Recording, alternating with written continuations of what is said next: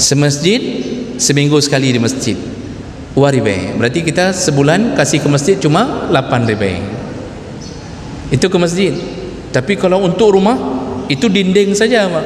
Sudah hampir puluhan juta dinding saja. Belum lagi keramik dalam kamar mandi.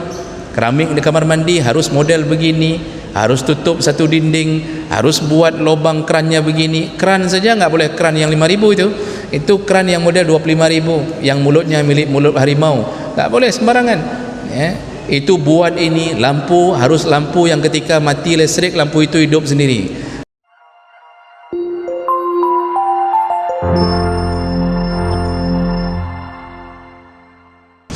Assalamualaikum warahmatullahi wabarakatuh.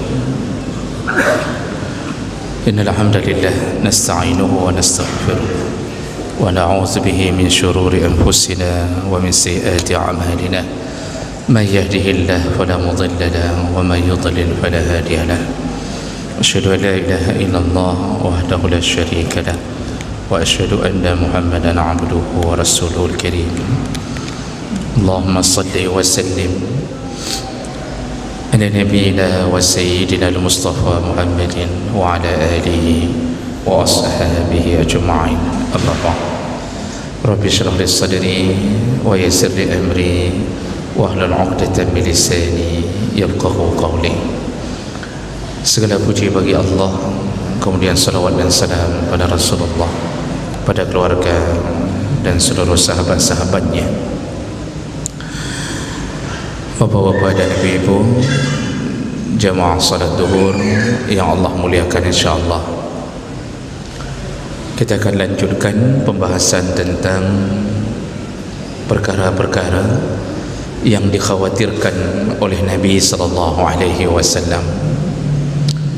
Kita sudah bahas 3 perkara, yaitu yang pertama, Nabi khawatir kalau umatnya tertimpa penyakit syirik kecil, yaitu ar-riya. Karena bahayanya riya menghilangkan amal, maka Nabi khawatir umatnya tertipu dengan penyakit riya ini. Kemudian yang kedua, Nabi khawatir kalau umatnya tertimpa sifat nifaq atau menjadi munafik, karena munafik lebih rendah derajatnya daripada orang kafir. Dan ini sudah terjadi. Banyaknya munafik mengaku Islam tapi merongrong Islam dari belakang. Kemudian yang ketiga, Nabi khawatir munculnya para pemimpin yang mendustakan amanah dan menyesatkan rakyat dari kalangan umatnya. Karena kalau pemimpin yang sedang berkuasa mendustakan agamanya dan menipu rakyatnya, maka di saat itu rakyat tidak bisa berbuat apapun untuk mencegah keburukan dan kezaliman ini.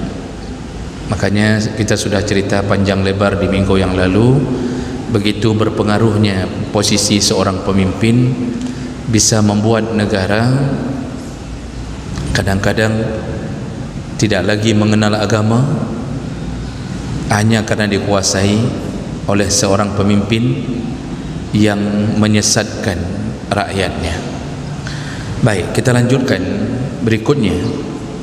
Perkara yang paling dikhawatirkan Nabi terjadi pada kita, yaitu ketika dunia dan godaannya dibentangkan oleh Allah Subhanahu wa taala untuk umat Muhammad sallallahu alaihi wasallam. Dan ini berdasarkan hadis Nabi sallallahu alaihi wasallam, yaitu hadis dari Ayyas bin Abdullah bin Sa'ad annahu sami'a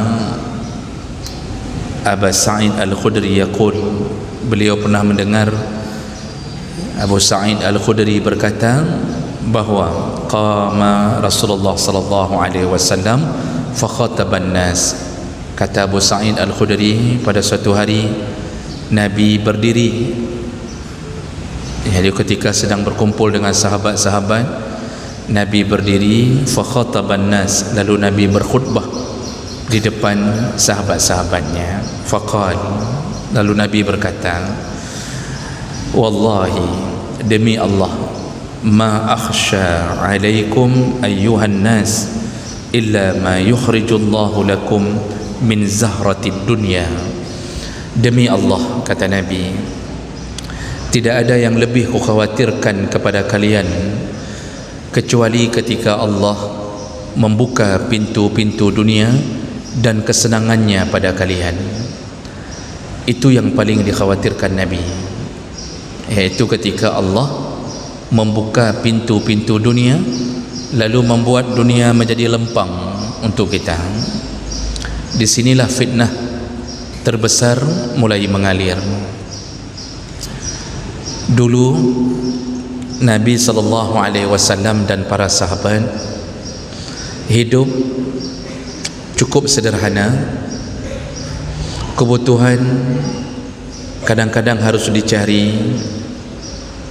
Untuk makan siang harus memikirkan pagi, untuk makan malam harus dipikirkan dari siang. Di rumah Nabi tidak ada simpanan harta. Di rumah Nabi tidak ada simpanan makanan. Ketika datang pengemis meminta sesuatu dari Nabi, Aisyah mengatakan, kadang-kadang cuma tertinggal 2 butir kurma, cuma itu. Yang 2 butir kurma pun diberikan kepada yang meminta ke rumah Nabi. Kehidupan sahabat bisa dihitung dengan 5 jari siapa yang punya harta. Hanya beberapa orang. Yang terkenal di antaranya Utsman bin Affan, Abdurrahman bin Auf, Salman Al-Farisi, dan beberapa orang saja. Yang lain semuanya hidup dalam kemiskinan. Semua hidup di bawah rata-rata.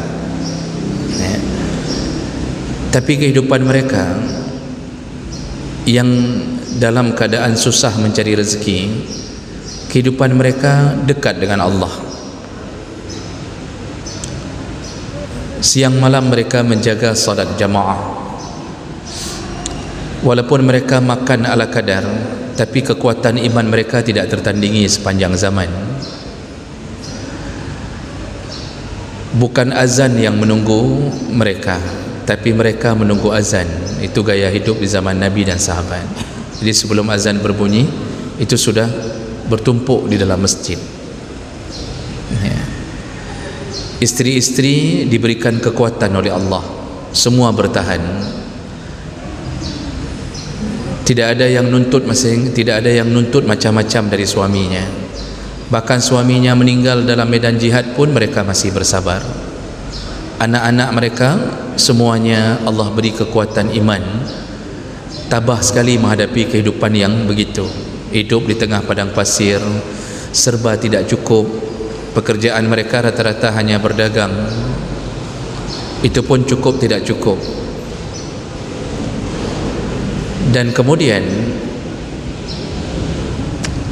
Nabi khawatir apabila terjadi sebaliknya. Makanya kadang-kadang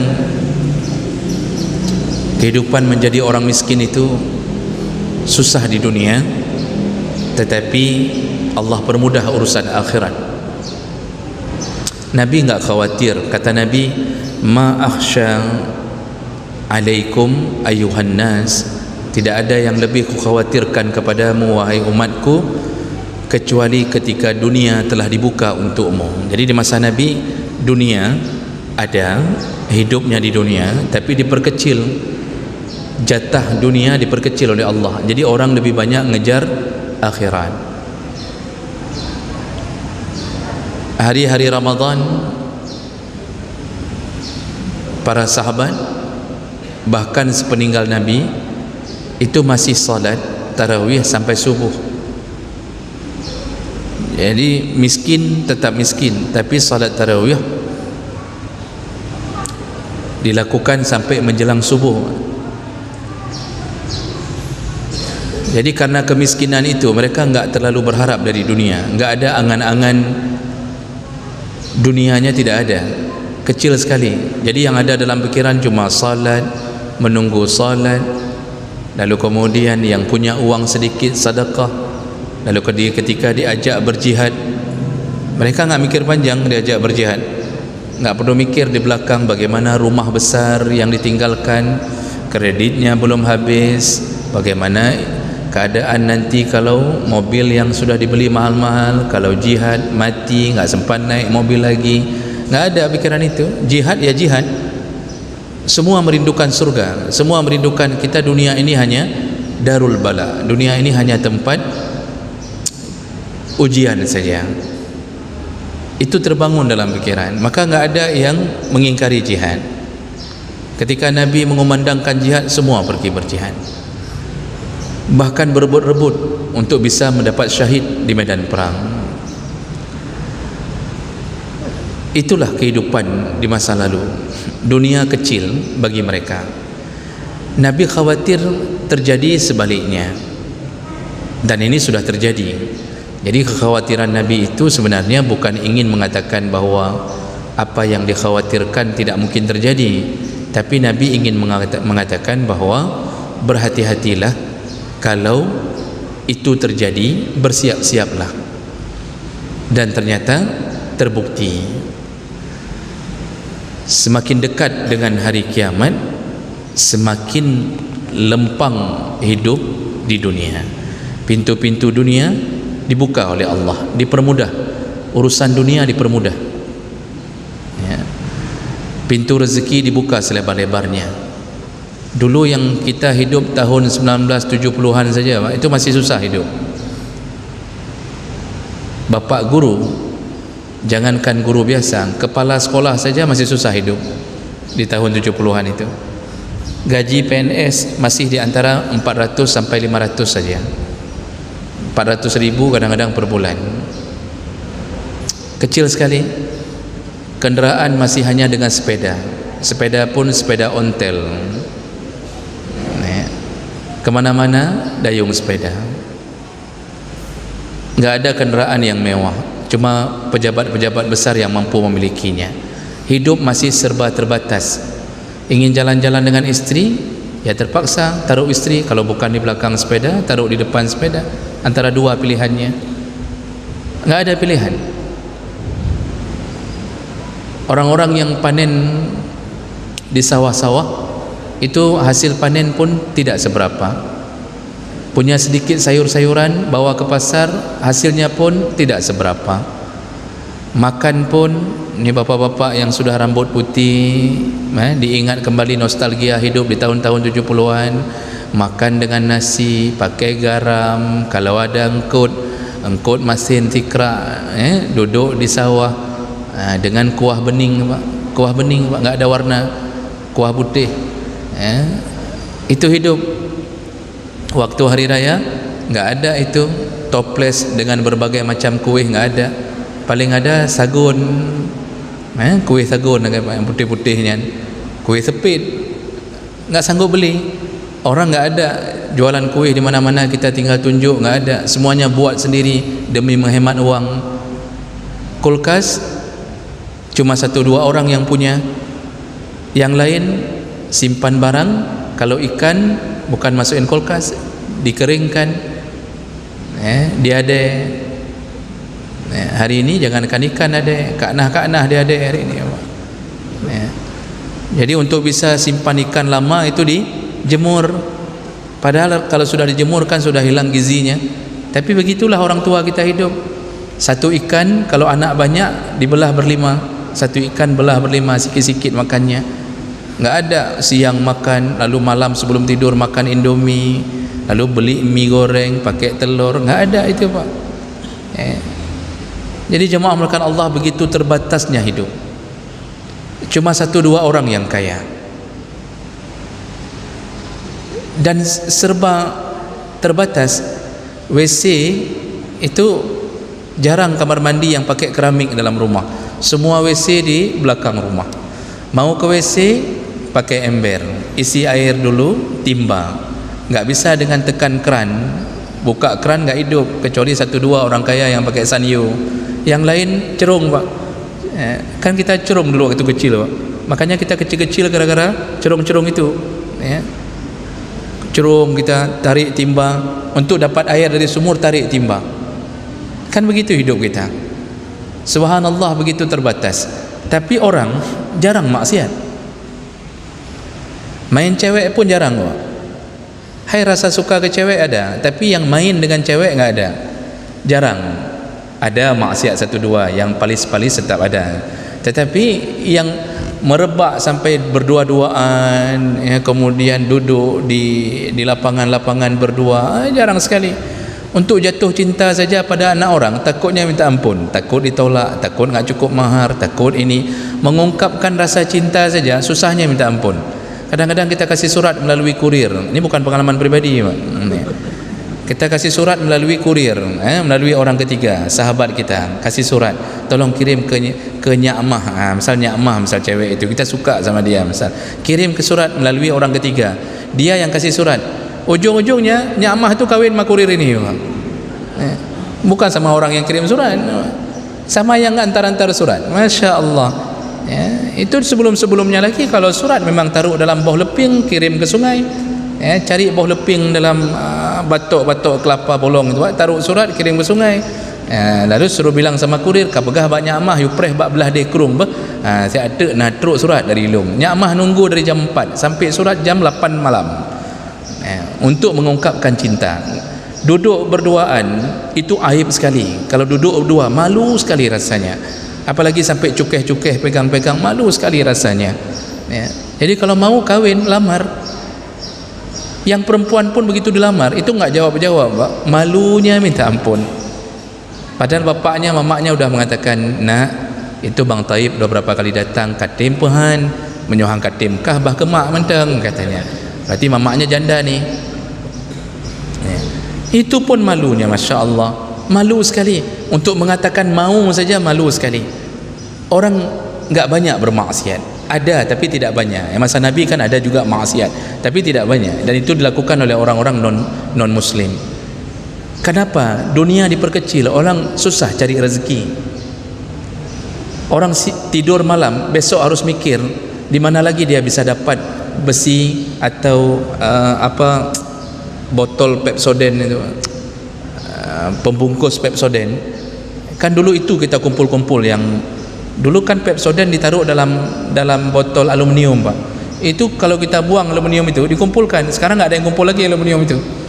Sampai segitunya cari uang dulu, dan itu merata. Hidup ketika dunia dikecilkan Allah, maka akhirat lebih besar dalam pikiran kita. Orang miskin nggak banyak mikir, alah pun dah pikiran. Kalau mau bahagia, kita bahagia di akhirat. Hidup dekat dengan Allah. Anak-anak semua mengaji di atas rangkang-rangkang balai-balai. Kalau anaknya dipukul sama guru, anaknya pulang lapor bahwa dia di sini dia dicambuk oleh gurunya. Kata bapaknya, kalau kamu nggak salah, mana mungkin dicambuk sama guru, dicambuk lagi sama bapaknya. Itu hidup dulu, Pak. Semua dekat dengan Allah, semua dekat dengan Allah. Hari ini lapor ke orang tua, ada guru mukul, langsung orang tuanya datang dengan pajero ke dayah tersebut, langsung dipukulnya guru. Kan kurang ajar, kan, Pak? Kenapa dunia terbalik hari ini? Nabi telah katakan, aku khawatir dunia dibuka untukmu. Itu yang ku khawatirkan ketika hidup sudah terasa mudah. Maka dalam hadis yang lain Nabi sebutkan, ma akhsha alaikumul faqra, aku tidak takut kalau kalian menjadi miskin. Aku tidak takut, kata Nabi, karena miskin rata-rata membawa ke surga. Malah orang miskin lebih dahulu masuk surga 500 tahun kalau dia dari golongan muhajirin. Kalau bukan dari golongan muhajirin, hadis menyebutkan 40 tahun sebelum orang kaya masuk surga, orang miskin sudah lebih dahulu berfoya-foya dalam surga. Itu miskin yang taat.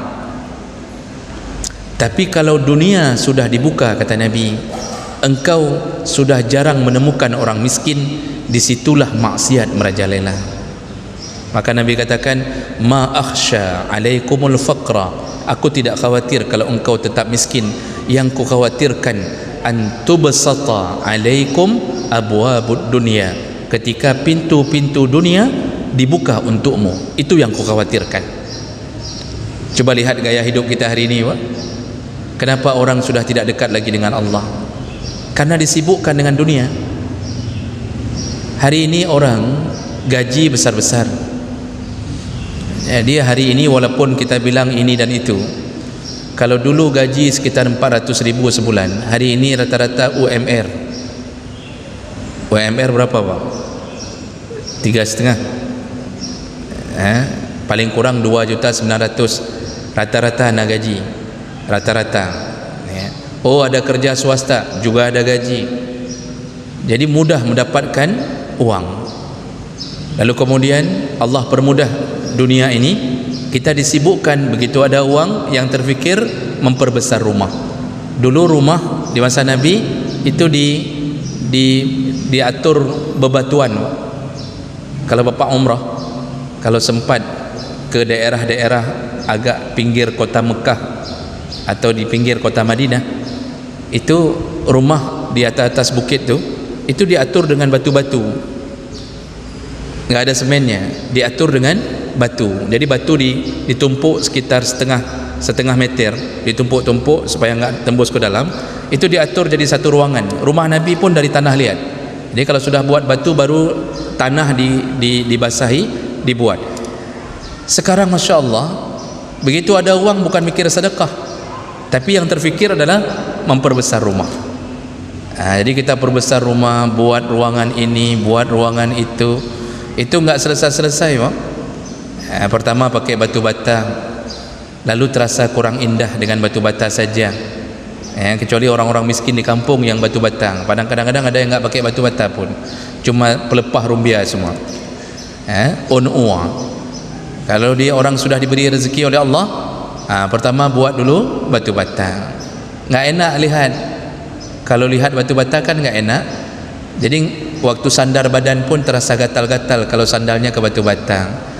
Lalu terfikir lagi, ambil lagi uang, maka mulai di plaster, buat lagi dengan semen. Kurang halus, nggak enak juga kalau kurang halus. Lalu mulailah dihaluskan, pakai semen halus, dihaluskan. Kehalus kurang enak juga, ambil uang lagi. Lalu kemudian beli cat. Cat nggak boleh cat yang meligan di badan, harus cat yang agak berminyak-minyak, Pak. Jadi beli cat yang mahal. Beli cat jotun, beli cat apalah yang mahal-mahal, kan? Supaya terasa enak pandangan mata. Itu pun nggak boleh satu kotak, karena ruangan depan dengan ruangan belakang harus beda warna. Belilah berkotak-kotak. Ada uang, nggak mau cat sendiri. Orang dulu buat rumah buat sendiri, karena nggak ada uang. Sekarang ada uang, sewa orang untuk ngecat. Nya sabar rumah sewa udah ngecat, mentang habis 5 juta. Ongkos sewa ngecat saja.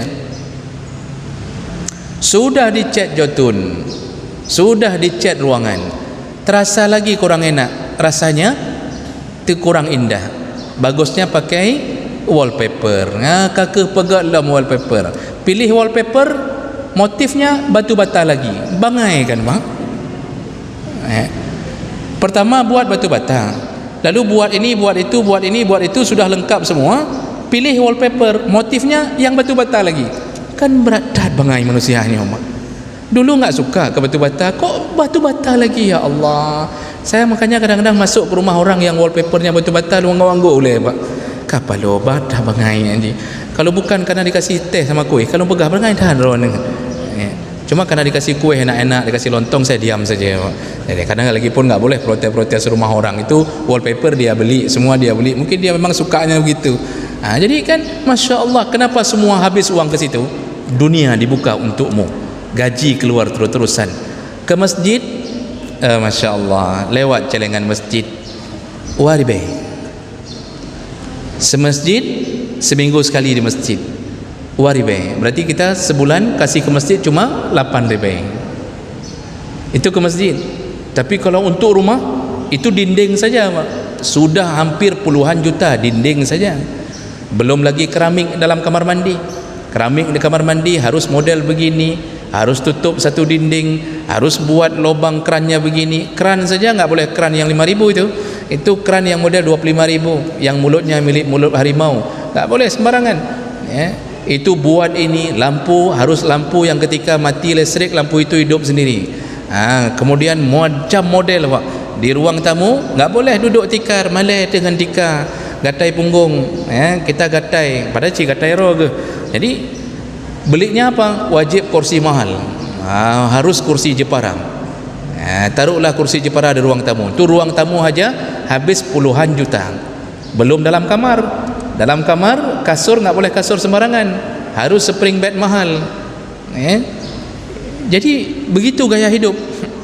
Di dapur malu sekali kalau kompor tidak ditanam. Jadi harus ditanam kompor hari ini. Belum ke kompor tanam yang kompor di Mentang 2,5 juta, golong tanam je. Api harus api biru, tak boleh api merah. Jadi fikiran hanya habis untuk rumah, untuk rumah habis. Berapa yang sudah kita wakaf? Habis untuk rumah miliaran. Yang sudah kita persiapkan bekal menuju ke kuburan berapa? Kecil sekali, subhanallah. Begitulah yang Nabi khawatirkan. Dulu sahabat di balik kemiskinan mereka, ketika melihat ada sahabat lain yang lebih miskin, berebut-rebut apa yang ada mereka berikan. Hari ini semua jalur dunia dibuka oleh Allah Subhanahu wa taala. Kita pikir dulu Pak, tahun 90-an kita enggak mungkin beli mobil. Mungkin masa-masa 90-an itu mobil masih yang ada cuma Kijang, merek kuda, merek apa lagi, di mobil-mobil Hawaii Pak, Carry, itu mahalnya minta ampun, hanya dimiliki oleh orang-orang tertentu. Sekarang Allah beri rezeki, mobil-mobil second seharga motor second. Mobil 30 juta, 25 juta, ada yang 15 juta tapi enggak ada bannya, enggak ada setir, enggak ada ban. Orang semua hari ini punya, orang punya semuanya. Berdosakah? Tidak. Kalau itu kebutuhan tidak berdosa. Mungkin kita ingin pergi masjid dengan mobil supaya tidak terhalang dengan hujan. Begitu hujan, mobilnya kita simpan, kita pergi dengan payung, kan bangai lagi Pak. Dulu katanya waktu mau beli mobil supaya hujan-hujan pun bisa ke masjid. Begitu hujan, sayang mobil kena hujan, keluar nih orang pakai payung Pak. Ini yang model tadi pasang wallpaper batu bata ni sama bangainya nih. Jadi Bapak Ibu yang Allah muliakan, orang enggak dekat lagi dengan agama. Orang sudah malas ikut pengajian. Kenapa? Karena sibuk dengan kekayaan. Sudah sibuk Pak. Kerja enggak habis-habis, fingerprint jam 7, keluar jam 5. Habis itu tugas di rumah lagi, besok harus masuk kantor lagi, terus-terusan. Salat tahajud tidak pernah, baca Quran tidak satu halaman pun kecuali Ramadan. Jadi hanya nunggu-nunggu Ramadan. 11 bulan plong kosong, tidak buat apa-apa, hanya menunggu-nunggu Ramadan. Begitulah kita hari ini. Maka inilah yang dikhawatirkan Nabi ketika umatku menjauh dari agama, padahal akhirat lebih menjanjikan ribuan kali lipat kesenangannya. Wal akhiratu khairu wa abqa. Akhirat itu lebih baik, akhirat itu lebih kekal. Tapi kita habiskan harta untuk dunia. Kalau seandainya kita kaya lalu diberi oleh Allah rasa syukur, itu tidak mengapa. Tidak mengapa, itu aman Pak. Makin kaya makin banyak sedekah, itu aman. Banyak uang tapi semuanya dia bangun untuk masjid, dia berikan fakir miskin, anak yatim, itu aman. Tapi kalau itu tidak ada, posisi kita tidak aman. Kita harus renungkan hadis Nabi riwayat Muslim. Kata Rasulullah, hartamu itu cuma 3, kata Rasulullah. Harta milikmu cuma 3. Yang pertama, jadi semua yang Allah beri, yang menjadi harta kita itu hanya 3 perkara. Yang pertama kata Rasulullah, apa yang engkau makan, yang sudah masuk ke tenggorokan, itulah hartamu. Karena kalau belum masuk ke tenggorokan, itu belum jadi harta kita. Kita beli mie bungkus, kalau itu bukan harta kita, motor kita jatuh, Honda kita masuk lubang jatuh, mie menghambur sampahnya di atas aspal. Ada orang mau kutip mie di atas aspal, enggak mau. Tadi dia beli, ternyata bukan punya dia, itu punya aspal, punya kucing, punya ayam, bukan harta kita. Kalau bukan harta kita, apa yang kita beli baru di bibir bisa keluar, itu bukan harta kita. Jadi harta kita yang mana? Yang masuk ke dalam tenggorokan, lewat menuju perut, keluar dari dubur, itulah harta kita. Cuma kata Rasulullah, harta pertamamu ujungnya septic tank. Harta engkau itu ujung-ujungnya septic tank, masuk ke dalam tempat pembuangan. Kita makan macam-macam, masuknya ke WC, dan gak ada orang hari ini membedakan WC mana WC untuk pizza, mana WC untuk gulai bayam. Gak ada, gak pernah saya dapatkan ini WC untuk pizza, KFC, kau je yang mamai hana nyo pizza untuk engkau masin, untuk engkau turai terlemak. Gak ada, semua sama. Apa yang kita makan begitu lewat, selesai, tidak terasa manis, tidak terasa apapun, kenyangnya sama, masuknya ke WC. Itu hartamu yang pertama kata Rasulullah. Berarti ujungnya jadi tai. Harta kedua kita kata Nabi, yaitu apa yang engkau pakai. Apa yang engkau pakai, beli baju baru, kalau belum kita pakai, belum jadi harta kita. Kalau sudah kita pakai, orang lain gak mau pakai. Kita sudah pakai baju, lalu kita bilang, kau pakai baju elong kah? Kau pakai baju elong. Orang mengatakan, baju second kau pakai. Tak mahu saya baju kamu pakai. Saya lebih bagus beli baju baru saja. Kalau sudah pakai, baru jadi milik kita. Kalau bukan milik kita, maka baju itu tergantung di lemari. Duluan kita meninggal, maka baju itu tetap dia akan digunakan oleh orang lain. Tapi sayangnya kata Nabi, harta engkau yang kedua ini larinya kemana Pak? Membusuk di lemari. Semua yang kita pakai, kalau sudah jadi harta kita, ujung-ujungnya ketika meninggal membusuk di lemari. Tuha yang putih berubah menjadi warna kuning. Nanti yang terpikir oleh istri kita, ini daripada baju kita nggak dipakai, bagusnya kita jadikan kain lap. Maka baju yang kita beli 300.000, ujungnya je ijalap. Ijalap Pak. Dia lap ke yang kompor, ada yang ditaruh jadi keset kaki di depan kamar mandi. Baju singlet kita, celana dalam kita, disatukan sama isteri, celana dalam, nah mesti peluh bawah celana dalam, pegak ke keset kaki di ke kamar mandi. Beli mahal-mahal. Oh, nggak boleh yang model Sony, harus yang tehing. Sampai begitunya, baju-baju mahal dikumpulkan, lalu kemudian dijadikan kain lap, dijadikan keset kaki. Itulah ujung harta kita yang kedua. Maka satu-satunya harta kita yang akan bermanfaat kata Nabi, apa yang engkau sedekahkan, apa yang engkau infakkan. Itulah harta kita yang akan melanjutkan kehidupan sampai bertemu kita kembali di dalam kuburan, naik ke padang mahsyar, masuk ke alam akhirat, yaumul hisab. Harta itulah yang terus bersama kita. Itulah yang harus kita fikirkan. Makanya Nabi takut sekali orang kaya yang lupa diri, sombong. Dalam satu hadis kata Nabi, la taqumus sa'ah, tidak akan terjadi kiamat hatta yakunu as'adun nas Luqa' bin Luqa'. Tidak akan terjadi kiamat sampai kata Nabi, manusia yang paling senang adalah Luqa' bin Luqa'. Siapa Luqa' bin Luqa'? Ternyata itu sebutan di antara orang-orang Arab, orang-orang yang sudah kaya sekali. Jadi nanti sebelum kiamat semuanya kaya, semua kaya, sampai tidak ada yang mau lagi menerima sedekah karena dia juga kaya. Disitulah hancurnya hidup. Hari ini saja sudah terasa Pak, orang-orang dibuka pintu dunia, disibukkan dengan urusan dunia sampai lupa kepada Allah Subhanahu Wa Taala. Guru sibuk dengan kertas, dosen sibuk dengan aplikasi. Jadi di guru pasau kertas, pasaunya bentar-bentar datang kertas, ratusan lembar diisi untuk sertifikasi, untuk akreditasi, untuk ini, untuk itu. Sibuk dengan kertas. Azan duhur mereka tidak salat. Yang penting dapat gaji akreditasi. Dosen sibuk dengan aplikasi. Nanti dimunculkan lagi dari Kemendikbud aplikasi ini, aplikasi itu, paso lom ni dosen. Kasibuk ngadanya, you paso PKD, you paso PAK, you paso apa, you pasonyo, macam istilah keluar Pak. Itu ngaji nggak pernah lagi tu. Karena siang malam harus ngisi aplikasi itu.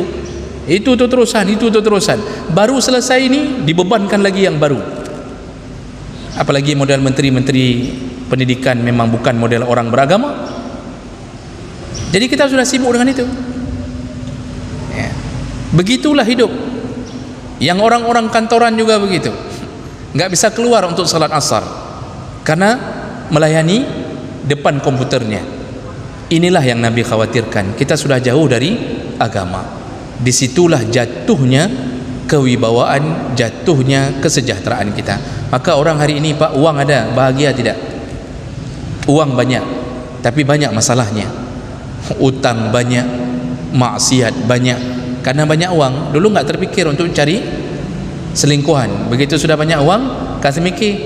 Kami yang cewek dulu sama istri waktu hidup berdua miskin Pak, itu di dalam rumah suap-suapan, makan nasi berdua suap, satu sendok suap sana suap sini, minuman satu gelas, walaupun mulut istri berminyak-minyak, tapi tetap minum gelas yang sama. Nggak ada rencana itu untuk cari istri lain. Begitu sudah banyak uang, kamu lagi main cewek dengan teman sekantor. Nah, yang main cewek dengan mahasiswa nyandingkan kan. Padahal kalau mau main cewek dengan mahasiswa, pingin istri dapat mahasiswa, kenapa enggak suruh istri suruh kuliah lagi Pak? Pegah bak urung rumah, kamu kuliah lagi, pakai baju mahasiswa, kuliah lagi. Hanya ada main cewek ada yang di kampus kan juga. Cuma karena ini sudah rusak. Kenapa sudah muncul maksiat, ingin selingkuh, ingin itu? Peng lama TM sudah cukup untuk main cewek. Dulu mana sempat, mau main cewek pun nggak sempat Pak. Ada uang. Ini hidup. Makanya dunia ini benar-benar berbahaya kalau sudah dibuka. Maka jangan fikir kemudahan kita menyebabkan mudah masuk surga. Makin mudah dunia, makin susah masuk surga. Banyak maksiat kita Pak. Kita hidup hanya makan minum. Orang miskin di samping kita nggak pikirkan apakah dia makan, apakah dia minum. Kita beli buah-buahan, pulang dari masjid beli buah ini, beli buah itu, semangka titik uro dah belum. Pernahkah beli satu semangka untuk tetangga kita yang miskin? Enggak terfikir. Yang penting anak bisa makan buah ini, kulit bisa halus kalau makan ini makan itu. Beli timun karena banyak uang, bukan untuk makan. Beli timun hanya untuk tempel di muka. Begitu hidup hari ini. Subhanallah, ini yang paling Nabi khawatirkan terjadi pada kita. Ya. Nah, jadi jemaah melakukan Allah Subhanahu wa taala, berhati-hatilah dengan kehidupan yang terlalu mewah sehingga melupakan akhirat, dan ini menyebabkan kita bahaya. Mungkin kita cuma banyak uang tapi tidak cukup amal untuk masuk ke surga Allah Subhanahu wa taala. Baik, saya berhenti dulu di sini.